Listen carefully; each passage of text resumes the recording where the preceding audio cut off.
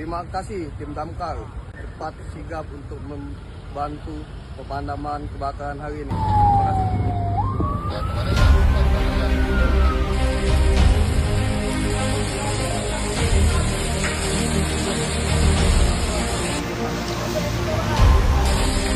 Tujuh lewat 10, jadi kita dari pos S1 gedung kabel panel Fakultas Fisiologis UIN Kalibata, asal api listrik.